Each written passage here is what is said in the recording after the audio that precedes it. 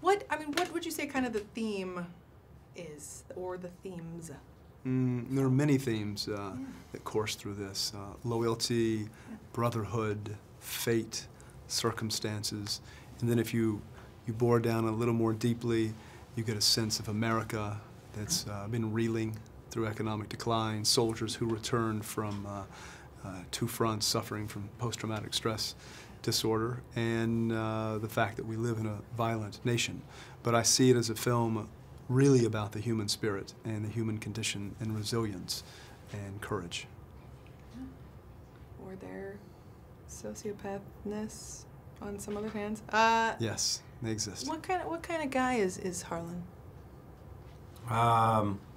Misunderstood.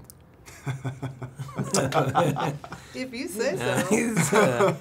I'd say Harlan is a fairly psychopathic character, you know, with some very violent tendencies. Troubled. A troubled man. Troubled man. Yeah, he really is.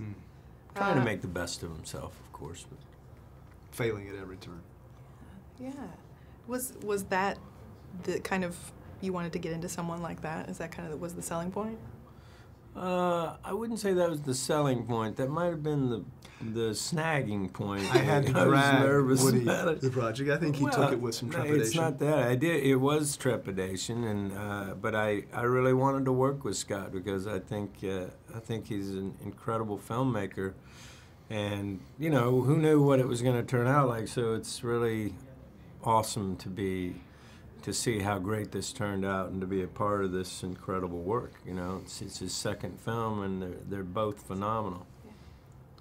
How was it? What was the experience like with Mr. Bale and Mr. Affleck? Both of you? It was great. It's you know, I suppose it's an actor's dream to get into the ring with those guys. I think Christian's one of the finest actors who ever lived, and he's just so completely immersed in his character. And, you know, it's a great thing to behold and to be, you know, able to jump into a scene with him. And Casey, I liken him to working with a wild animal where you don't know whether, you know, you can pet him or he's going to bite you or he's, you know, he's completely unpredictable. Yeah. And incredible actor. So it was a great experience. Yeah. And directing these three gentlemen? Simply put, it's a dream. It's a dream to direct all of them. These are actors that I've long admired, even when I was living in small-town America, only dreaming of becoming an actor. And you don't even think about becoming a filmmaker because you don't grow up in small-town America and say, wow, I want to be a film director. It's much easier to go work in the coal mines or to work in the highway department or those things that are just readily available. And just through luck and perseverance and circumstance am I sitting here today, but directing Woody Harrelson is, I can imagine it's honestly like coaching Michael Jordan. I see that. Oh, thanks, buddy. What, how did being in Braddock kind of enhance the experience? Well, it certainly did for me, having written the screenplay and written it specifically for Braddock, and whether for Woody, and he can only speak to that on a subconscious level or a conscious level, it hopefully will infuse his performance and imbue the entire set with a sense of authenticity and realism that you just don't get on a back lot.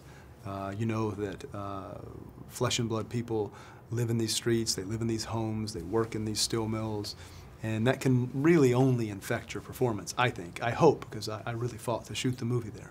Yeah. I mean, it feels really timeless. Like, I don't think I could put a timestamp on it. Well, that's exactly what I set out to make. Yeah. I mean, I wouldn't set it in, like, the 20s, but... Sure, you know, right. Basically, it just feels... Well, quite frankly, as I approached the film, and I'm looking at the work of a lot of photographers that influenced this, Walker Evans and Dorothea Lange and Robert Frank, you have to really peer closely. You know they're period photographs because they lived in the 30s and the 40s and the 20s, but you have to peer really closely to understand what time period it actually is because they have such respect and reverence for their subject matters. Yeah. That's the way I wanted to approach this story. Yeah, it's fascinating. Was the lollipop your idea, or was that in the script? It was Woody's idea. Yes. How did that come about? I think it came about because I was rehearsing it, and I had something. I can't remember what it might have been, some fruit or something, Or maybe it was a Lollipop, and I just said, yeah, I think this Feels right. kind of feels right. Yeah. Yeah. Yeah. What as an actor, like, what do you do, I don't know, before those really intense scenes and then kind of after? Is there, because you, outside looking in, seem like a very zen person, opposite of this scary gentleman. Is there a decompression, something that needs to happen afterwards or before? Well, before, I usually try to do, I do yoga before. I try to get as relaxed as possible. And then, but I always try to do that, anything that's intense, especially like this, you know. And then afterward, you know, shake it off pretty quickly. This might have been tougher to shake off than others, I'm sure. Yeah, for sure. Yeah, well, you also mentioned that Mr. Affleck was a little unpredictable, but from your co-stars, you've been unpredictable in the past. As far as I know that Miss Lawrence and Mr. Hutcherson will say that you often say something funny before a scene, but was this a different kind of thing, or were you still trying to keep people on their toes? You saying a different set? No, or, no. Yeah. This was not a joke around set, really. It's everybody's. It's actually a very quiet set, you know, and it really left an incredible space. I think that's one of Scott's great gifts, you know. He gives you this playground that is completely safe, and it's all about the work. And he inspires the actors to want to give their best performance, both for themselves and for Scott, you know? Yeah.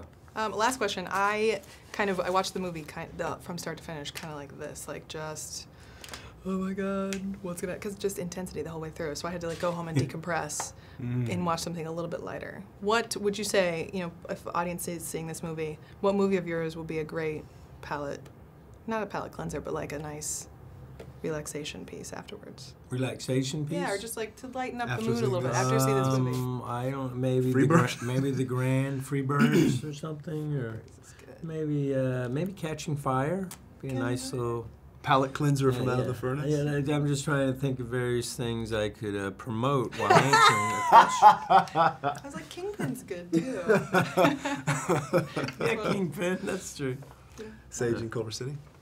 Yeah, check you that can out. also go to Sage in Culver City. It's a fantastic restaurant for anybody who's listening. Seriously, I love it. I haven't been. I will go now. Go. Thank you both so much.